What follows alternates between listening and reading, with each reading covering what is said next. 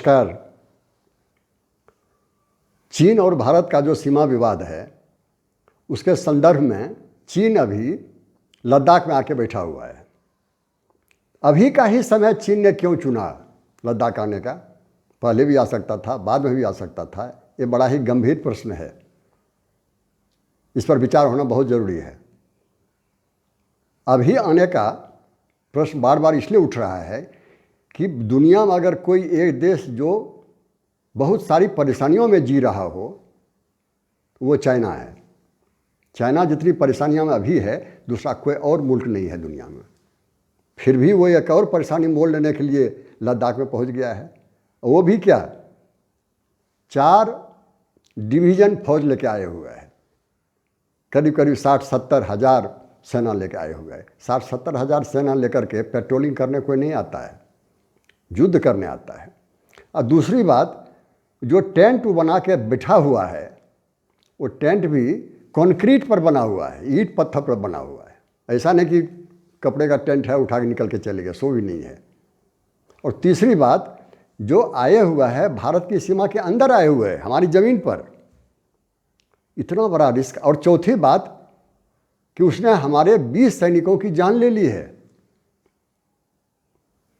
तो युद्ध की तैयारी के साथ जो देश दूसरे की सीमा के अंदर जाकर बैठा हुआ हो, सैनिकों को मार चुका हो और 4 डिवीज़न फौज लेके आई हुई हो, तो ऐसे ही नहीं आती है। तो वो भी अभी क्यों आ गई? अभी का प्रश्न इसलिए उठता है कि सबसे अधिक परेशानी दुनिया में चाइना के साथ अभी है। वो परेशानी अंदर भी है, बाहर भी है, इंटरनल है, एक्सटर्नल है। अंदर परेशानी उसकी ये है कि वो ताइवान में, वो हांगकांग में, वो तिब्बत में, सिंजियांग में, साउथ चाइना सी में, ये सारी जगह परेशानी वो भुगत रहा है।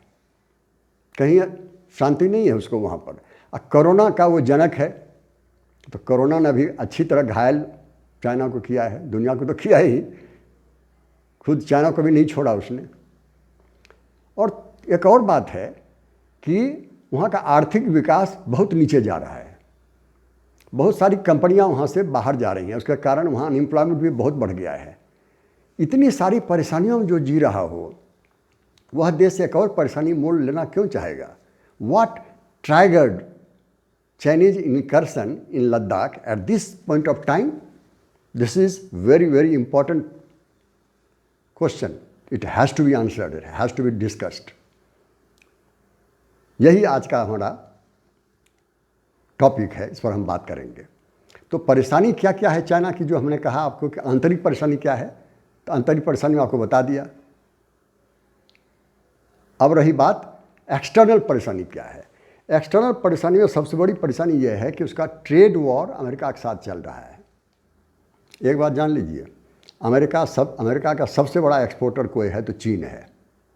दोनों के बीच में, अमेरिका और चीन के बीच में जो बायलैटरल ट्रेड है वो करीब करीब $700 बिलियन से अधिक है. उसमें से $550 बिलियन का चीन अपना सामान भेजता है, वहाँ एक्सपोर्ट करता है, और अमेरिका से सिर्फ $200-250 का सामान लेता है, बिलियन का सामान लेता है. जहाँ 7 बिलियन का चल रहा हो व्यापार, उस देश से दुश्मनी क्यों लेगा कोई? अगर चाइना ने कहा था कि जो सामान आपका आ रहा है उस पर हम 29-30% का टैरिफ लगा देंगे, तो बातचीत करके समझौता करके खत्म कर लेनी चाहिए. चाइना को पता है इकोनॉमिक ग्लोबलाइजेशन का ज़माना लद गया है, अब वो नहीं रहा. अब प्रोटेक्शनिज्म का ज़माना आ गया है, तो उसके अनुसार ढालना चाहिए था, तो बजाय उसका कि झगड़ा शुरू कर रहे हैं. वो सबसे बड़ा एक्सपोर्टर यूरोप का भी है, जापान का भी है, ऑस्ट्रेलिया का भी है, इंडिया का भी है. इन सारे देशों में सबसे अधिक अपना सामान वो बेचते हैं, इन्हीं सारी देशों से झगड़ा भी कर रहे हैं. तो बात क्या है आखिर?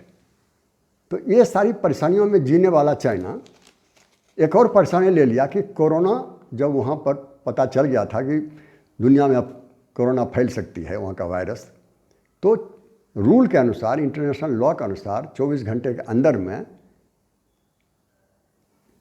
बताना चाहिए था उनको, हेल्थ ऑर्गेनाइजेशन को. नहीं बताया उन्होंने. कई एक सप्ताह तक चुपचाप बैठे रहे. अब अमेरिका कहता है कि इंटरनेशनल लॉ वायलेट किया है, इसके अगेंस्ट में एक्शन लो. इसको एम्बार्गो करो, सैंक्शन करो, व्यापार इनका बंद करो। अब बताइए साहब, जो दुनिया का सबसे बड़ा एक्सपोर्टर हो, अमेरिका का सबसे बड़ा एक्सपोर्टर हो, उसके बारे में ये बात जब कही जाती है तो अंदाज़ लगाइए कितनी गंभीर बात हो सकती है ये।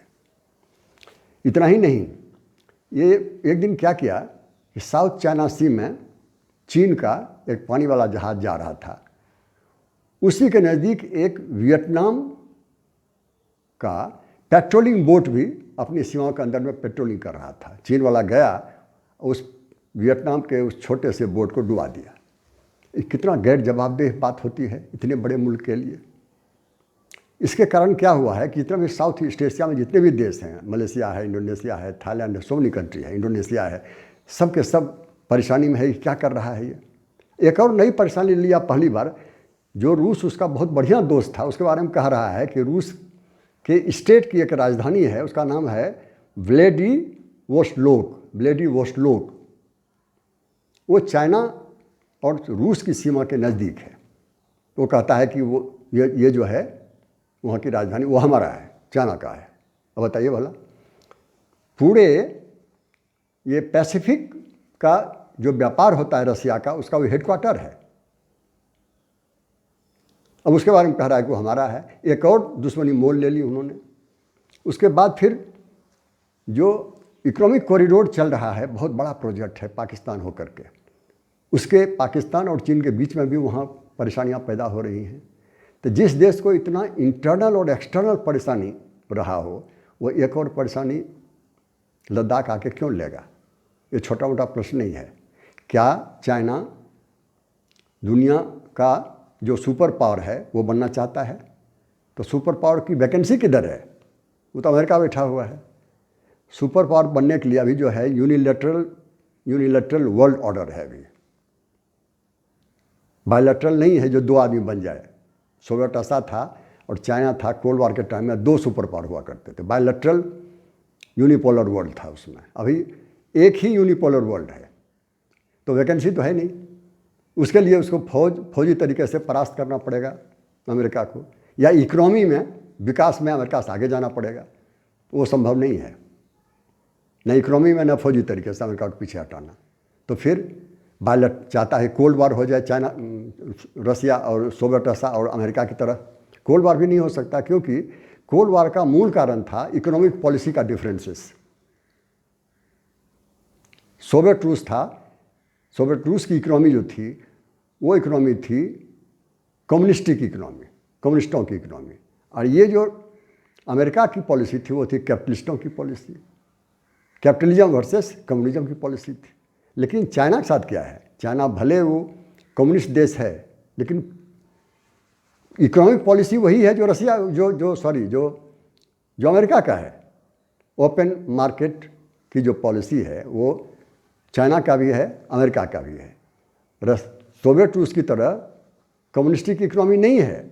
भले वो चाइना में भी a communist state from political point of view, as regards the economy is concerned, economically China has been following open market policy, capitalistic policy. So therefore, ये जो चाइना सोच रहा है कि हम कोल्ड वॉर जैसा स्थिति बना दें, नंबर 1 सुपर पावर ना भी बन पाए, नंबर 2 तो कम से कम हो जाए, वो भी संभव नहीं है, क्योंकि दोनों का इकोनॉमी एक ही है, इकोनॉमिक पॉलिसी है। दूसरी बात, सोवियत रसा कभी भी अमेरिका के अंदर नहीं गया था।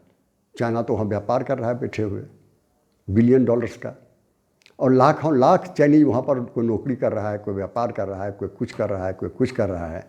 सोवियत रसिया के साथ एक पैसे का व्यापार नहीं था अमेरिका के साथ। अमेरिका तो छोड़िए, किसी भी वेस्टर्न कंट्री के साथ उसका व्यापार नहीं था। चाइना के साथ तो हर किसी के साथ, हर वेस्टर्न कंट्री के साथ उसका व्यापार चल रहा है। कैसे करेगा कोल्ड वॉर? वो तो कोल्ड वॉर भी संभव नहीं है। नंबर 1 सुपर पावर बनना भी संभव नहीं है। तो फिर क्या चाहता है वो चाइना? यहाँ जो बैठे हुए आकर के लद्दाख में, का कारण क्या है? इतना बड़ा रिस्क लेकर के जो देश, युद्ध का रिस्क लेकर के जो देश लद्दाख में आके बैठा हो, उसका उद्देश्य भी उतना ही बड़ा होगा। क्या उद्देश्य है उतना? जबकि मैंने आपको पहले भी कहा था कि नेपोलियन ने एक बार ये बात कही थी, ये उस संदर्भ में वॉर प्रिंसिपल्स ऑफ वॉर के संदर्भ में नेपोलियन ने एक बात कही थी कि don't open so many fronts at a time, एक ही समय में बहुत सारे दुश्मन मत बना लो। लेकिन वो तो कर रहे हैं, सारे दुश्मन एक ही समय में बना लिया उन्होंने। एक और युद्ध की तैयारी कर रहे हैं यहाँ लद्दाख आकर के। तो इस बात का विचार हम करेंगे, कुछ डायमेंशंस हैं, कुछ फैक्टर्स हैं। इसी वीडियो के दूसरे पार्ट में हम स्पष्ट करेंगे कि क्या कारण है कि चाइना फिर आए हुए है इतना बड़ा रिस्क लेकर के लद्दाख में। Thank you so much.